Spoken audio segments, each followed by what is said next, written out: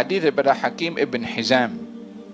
Terakhir, sa'altu Rasulullah sallallahu alaihi wa alihi wasallam fa'atani, thumma sa'altuhu fa'atani, thumma sa'altuhu fa'atani, thumma qala ya Hakim inna hadzal mala khadiratun hulwatun faman akhadhahu bi sakhawati nafsin burika lahu fihi wa man akhadhahu bi israfi nafsin lam yubarak lahu fihi wa kana kalladhi ya'kulu wa la yashba' wal yadul ulya khairum min al yadis sufla.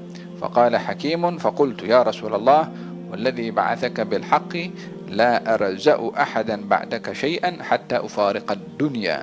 فكان أبو بكر رضي الله عنه يدعو حكيما إلى العطاء فيأبى أن يقبله منه، ثم إن عمر رضي الله عنه دعاه ليعطيه فأبى أن يقبل منه شيئا. فقال عمر إني أشهدكم يا معشر المسلمين على حكيم أني أعرض عليه حقه من هذا الفيء فيأبى أن يأخذه فلم يرزق حكيم أحدا من الناس بعد رسول الله صلى الله عليه وآله وسلم حتى توفي. Nah, ini hadis penghujung pada bab. Katanya Urwah ibn Zubair meriwayatkan, katanya Hakim bin Hizam radhiyallahu anhu berkata, suatu ketika aku meminta sesuatu kepada Rasulullah dan diberi. Kembali aku meminta kepadanya dan diberi. Setelah itu aku meminta sekali lagi, lalu diberi. Kemudian Rasulullah bersabda, 3 kali minta, 3 kali diberi. Wahai Hakim, katanya, harta itu seperti buah manis yang segar. Khadiratun, buah-buahan. Biasanya khadirah itu diambil daripada kata akhdar, hijau. Buah-buahan yang berwarna hijau. Warna hijau ini lebih lebih dilihat indah. Dalam Al-Quranul Karim pakaian ahli syurga itu warnanya adalah khudrin wa pakaiannya adalah berwarna hijau. Apa itu? Dalam surat Al-Kahfi. Bukan karena saya pakai baju hijau. Memang kita ambil berkat juga pakai baju hijau. InsyaAllah ja'alallahu yakum min ahlil jannah. InsyaAllah Allah jadikan kita semua penghuni syurga. InsyaAllah ya Rabbal Alamin. Ya Rabbal Alamin. Fadlan minka wa ihsanan ya Rabbal Alamin. La bi'amalina wa la bi af'alina ya Rabbal Alamin ya Allah. Nah,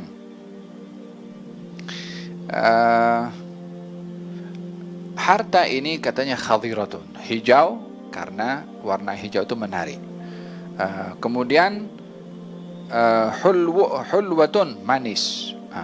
Terhimpun pada harta ini 2, menarik dan manis. Selalu yang menarik itu disukai, yang manis pun juga disukai. Harta ini demikian kata baginda Rasulullah.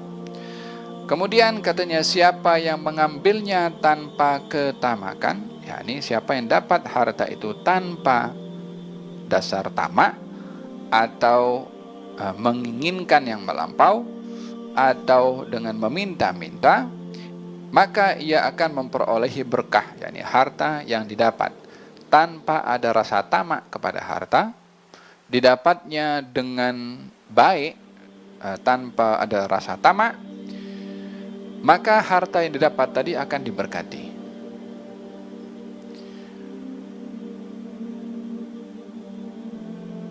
Dan yang mengambilnya dengan tamak tidak akan memperolehi berkah darinya.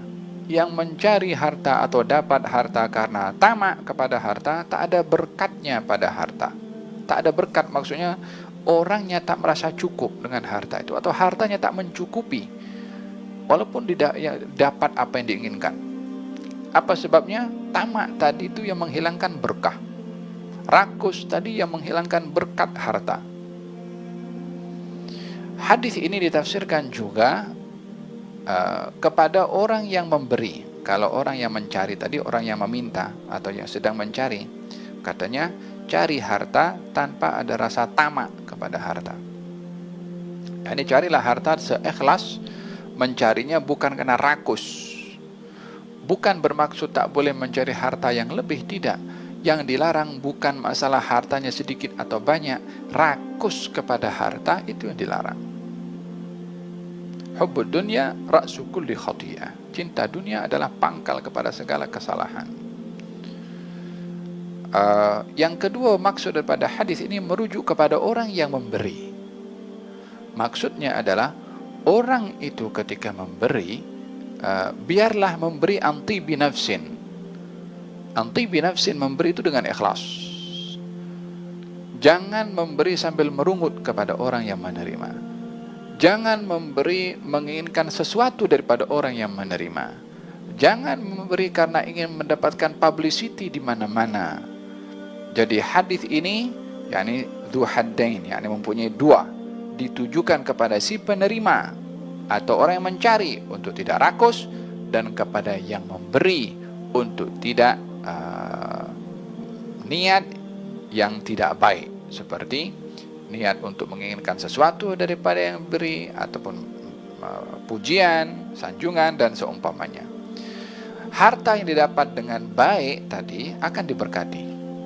Dengan ikhlas, tidak tamak, maka akan diberkati. Sebaliknya, kalau dicari harta tadi dengan tamak, rakus, walaupun dapat, harta tadi tidak akan membawa barakah. Ia seperti orang yang makan namun tidak pernah kenyang.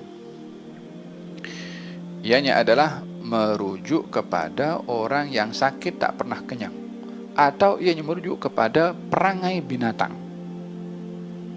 Nah, ini merujuk kepada orang yang dia rakus kepada harta, tamak kepada harta, tidak merasa cukup dengan yang didapat.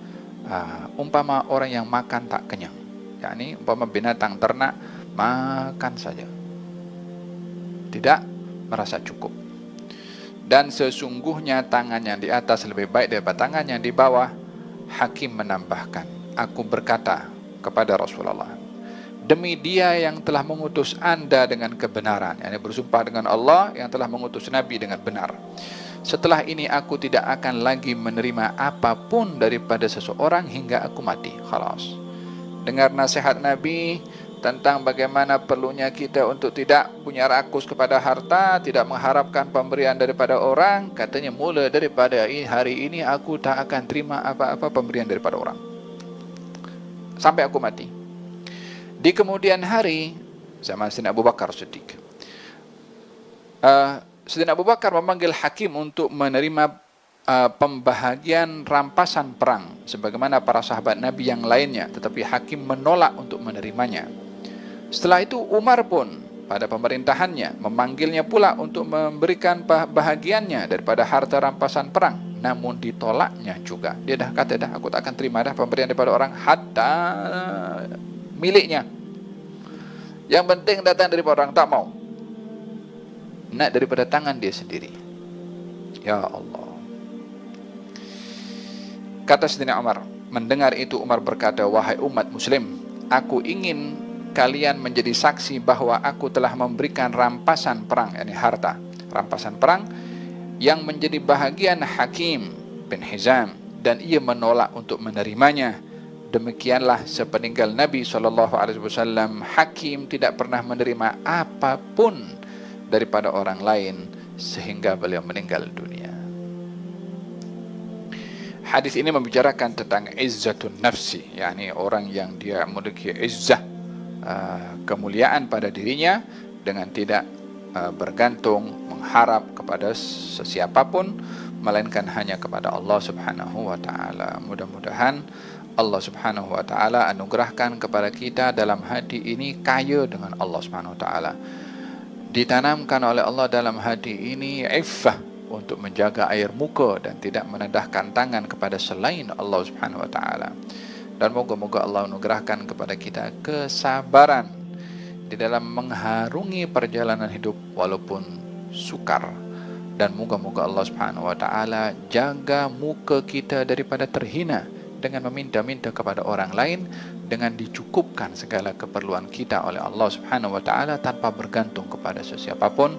Dan moga-moga Allah Subhanahu wa taala jadikan kita senantiasa tangan ada di atas untuk memberi dan dielakkan daripada berada tangan di bawah. untuk meminta kepada orang lain. Dan moga-moga Allah Subhanahu wa taala jadikan kita orang yang mendatangkan manfaat untuk orang ramai, dan moga-moga Allah Subhanahu wa taala lindungi kita, rezeki kita diberi barakah oleh Allah Subhanahu wa taala, dan diberikan manisnya muamalah dengan Allah Subhanahu wa taala, dan digolongkan oleh Allah dalam golongan ahli syurga insyaallah, min ghairi sabiqati adzabin wala ihsabin wala tawbikhin birahmatika ya arhamar rahim.